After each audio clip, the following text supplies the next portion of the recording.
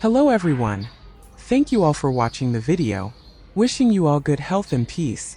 The morning arrived cloaked in a soft, gray mist, the kind that clung to the earth like a whispered secret. Tieu Nuong woke to the sound of rain pattering gently on the thatched roof of her small house, nestled at the edge of a quiet field. The air was cool, heavy with the scent of wet soil and the faint tang of dew-kissed greens. She rose from her mat, her movements slow and deliberate, and tied her faded brown shirt around her waist. The familiar sounds of the countryside greeted her, the distant crowing of roosters, the rustle of leaves in the breeze, the soft murmur of raindrops on the roof. She stepped outside, her bare feet sinking into the damp earth, and surveyed the vegetable garden that had been her sanctuary since childhood. The rows of green stretched out before her, their leaves glistening with rain, but some of the plants had grown old, their leaves yellowed and drooping. She sighed softly, her breath visible in the chilly air. "I'll have to pull these up and replant," she murmured, her voice barely audible over the gentle rain. Tieu Nuong picked up her hoe, its handle worn smooth from years of use, and began to work. The garden was her world, a place of memories, of her mother's gentle laughter, of quiet endurance. She had grown up here, an orphaned girl with no one but the earth to hold her close. Her mother had taught her how to tend the land, how to coax life from the soil, how to find joy in the simple act of planting and harvesting. "The earth always gives back," her mother had said, her hands stained with dirt, her smile as warm as the sun. But those days were gone, buried beneath the years and the earth where her mother now rested. Tieu Nuong was alone now, her only companions the garden, the rain, and the man who had recently entered her life, Mr. Chung. Mr. Chung was a steady presence, a man whose quiet strength reminded her of the old trees that lined the village path.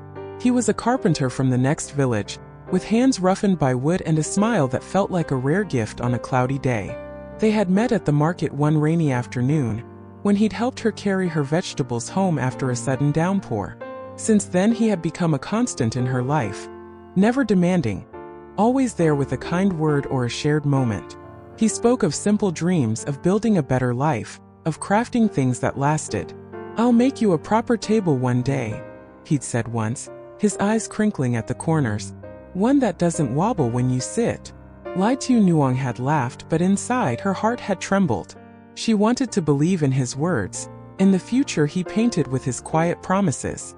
But she had learned long ago that promises, like the morning mist, could vanish with the first rays of sun. She worked steadily, her hands pulling at the old plants, their roots clinging stubbornly to the soil. The rain fell softly, a cold drizzle that seeped through her shirt and chilled her skin. Each tug of the hoe stirred memories of her mother, of the way she'd hum while tending the garden, her voice a melody that could soothe any ache. But now there was only silence, broken by the patter of rain and the occasional chirp of a bird sheltering in the trees. Tieu Nuong felt the weight of her solitude, a quiet ache that had become as familiar as the earth beneath her feet. She was strong, she knew that, but there were moments when the loneliness felt heavier than the basket she carried to market. She paused, wiping the sweat from her brow, her eyes clouded with a quiet sadness. "It's cold," she whispered to herself, "but I have to keep going." The sound of footsteps on the muddy path broke her thoughts. Tieu Nuong looked up, her heart skipping a beat. Mr. Chung appeared at the top of the small hill that led to her house, his tall frame silhouetted against the gray sky, a large bag in his hand. "It's too cold to be working out here," he called, his voice laced with concern. He hurried down the hill, his boots splashing in the puddles, and stopped beside her, his eyes scanning her with a tenderness that made her breath catch. "I went to the market this morning. I brought you some things." Tieu Nuong looked at him, her cheeks flushing with a shy warmth. She set down her hoe, brushing the dirt from her hands, and followed him into the house, the rain a soft drumbeat on the roof above. Inside, the small kitchen was sparse, with a single wooden table, a clay stove, and a shelf of mismatched dishes. Mr. Chung set the bag on the table and opened it, revealing a set of new clothes, a pair of black fabric pants and a white shirt, their fabric smooth and fragrant with the scent of newness. "I picked these out for you," he said, his voice soft. "I wasn't sure if they'd fit, but if they don't, I can exchange them for another size." Tieu Nuong stared at the clothes, her eyes wide with a mixture of surprise and joy. The fabric was soft under her fingers, the scent of new cloth a rare luxury in her simple life. "They're beautiful," she whispered, her voice trembling with emotion.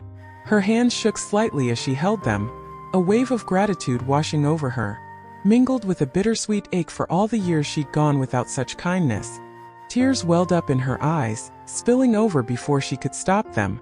"Why didn't you save the money for yourself?" she asked, her voice breaking. Mr. Chung smiled, his expression gentle. "I got a bonus at work," he said. "I wanted to buy something for you. You deserve it." Tieu Nuong nodded, her tears falling freely now, her heart a tangle of joy and sorrow. She had never received a gift like this, not since her mother's passing, and the gesture felt like a small miracle, a burst of light in the grayness of her days. She clutched the clothes to her chest, the scent of new fabric filling her senses, and for a moment she felt seen, cared for, as if the world had paused to offer her a moment of warmth. But beneath the joy was a quiet fear. A fear that this happiness, like the rain outside, would soon pass, leaving her alone once more.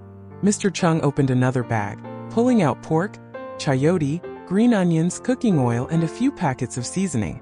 "I bought some food too," he said, his voice warm. "Let me cook for you." Tieu Nuong nodded, her heart swelling with gratitude, but her eyes betrayed a flicker of concern. "You're back so early, don't you have work?" she asked softly. Mr. Chung smiled, brushing a strand of hair from his forehead. "I took some time off," he said. "Work isn't too hard right now. I wanted to spend a little time with you." Tieu Nuong smiled, a shy warmth spreading through her chest, but the fear lingered, a quiet whisper in the back of her mind. "He's here now," she thought. But for how long? The rain grew heavier, a cold drizzle that seeped through the cracks in the roof, leaving small puddles on the floor. Mr. Chung lit the stove, the flames crackling as they consumed the dry wood, sending up a plume of smoke that smelled of earth and memory. He fetched water from the neighbor's house. The stream that supplied their well had dried up in the drought, and returned with a can, droplets glistening on his shirt like tiny stars. "I got water from the house with the garden next door," he said, setting the can down. Tieu Nuong nodded, her hands busy washing the chayote, her movements careful and deliberate. She glanced at him, her heart a tangle of gratitude and longing, and wondered how long this moment would last, how long he would stay before the demands of his life pulled him away. The kitchen came alive with the sounds of cooking, the sizzle of oil in the pan, the bubbling of soup, the rhythmic chop of a knife against the cutting board. Mr. Chung worked with a quiet efficiency, his hand steady as he sliced the pork, diced the chayote, and stirred the soup. The aroma of simmering broth filled the air, mingling with the scent of smoke and the earthy tang of rain. Tieu Nuong watched him, her hands still for a moment, her eyes tracing the lines of his face, the way his brow furrowed in concentration, the way his lips curved into a faint smile as he worked. "It smells so good," she said softly, her voice barely above a whisper. Mr. Chung looked up, his smile widening. "Eat a lot, okay?" he said. "It's been a while since you've had meat, hasn't it?" Tieu Nuong nodded, her cheeks flushing with a shy warmth, her heart swelling with a quiet joy. They sat down to eat, the small table between them laden with steaming bowls of chayote soup, stir-fried greens, and tender pork. The rain drummed steadily on the roof, a cold drizzle that made the warmth of the meal all the more comforting. Tieu Nuong took a spoonful of soup, her eyes lighting up at the taste. "It's delicious," she said, her voice trembling with emotion. "I've never had soup this good before." Mr. Chung smiled, placing a piece of pork in her bowl. "Eat more," he said, his voice gentle. "Your hands are so beautiful, but you're too thin." Tieu Nuong laughed softly, her face flushing with a mix of embarrassment and happiness, her heart a tangle of emotions she couldn't quite name. For a moment she allowed herself to imagine a life where this was her every day, where Mr. Chung was always there, where the kitchen was always filled with warmth and laughter, where she was no longer alone. The meal stretched on, each bite a small celebration of the moment they shared. Mr. Chung kept filling her bowl, urging her to eat more, his eyes bright with a quiet affection. "There's plenty of meat," he said, his voice warm. "I bought a lot. I'll be getting my salary soon, and I'll take you to the city for a trip." Tieu Nuong smiled, but her heart ached with a quiet longing. She wanted to believe in his promises, to trust in the future he painted with his words. but the scars of her past made her cautious. She glanced at the roof where a small drip of water had begun to fall, a reminder of the fragility of her world. "The roof is too damaged," Mr. Chung said, following her gaze. "If it rains harder, it'll leak. I'll fix it for you soon, I promise." Tieu Nuong nodded, her heart swelling with gratitude, but the fear lingered, a quiet whisper in the back of her mind. "He promises so much," she thought, "but will he stay long enough to keep them?" The rain grew heavier, the wind whistling through the cracks in the walls, making the flames in the stove flicker. Mr. Chung handed her his jacket, his voice firm but gentle. "It's cold, put this on, don't catch a chill." Tieu Nuong took the jacket, her fingers brushing against his, and felt a warmth spread through her chest. But beneath the warmth was a flicker of sadness, a quiet fear that this moment, like so many others, would slip away. "I have to go back soon," Mr. Chung said, his voice tinged with regret. "Work won't wait, but I'll be back, I promise. Remember to stay warm, the nights are cold." Tieu Nuong nodded, her eyes glistening with unshed tears, her heart a tangle of longing and fear. "Be careful," she whispered, her voice barely audible over the rain, her hands clutching the new clothes as if they were a lifeline. Mr. Chung stood, his figure a silhouette against the dim light of the kitchen, and stepped out into the rain. Tieu Nuong watched him go, his form growing smaller as he climbed the hill, disappearing into the gray mist. The rain fell steadily, a cold drizzle that mirrored the ache in her heart. She sat on the porch, the new clothes in her lap, their scent a faint comfort against the chill of the air. She thought of the meal they'd shared, of the warmth in his smile, of the promises he'd made. She thought of the roof, of the city he'd promised to take her to, of the life they might build together. But she also thought of herself, of the girl she had become, strong and whole, yet alone beneath the rain-soaked sky. Would Mr. Chung return as he'd promised, his arms full of warmth and laughter? Would Tieu Nuong find the courage to trust again, to love again? Or would she remain as she was, a solitary figure in a small house, surrounded by the rain and the memories of a life once shared?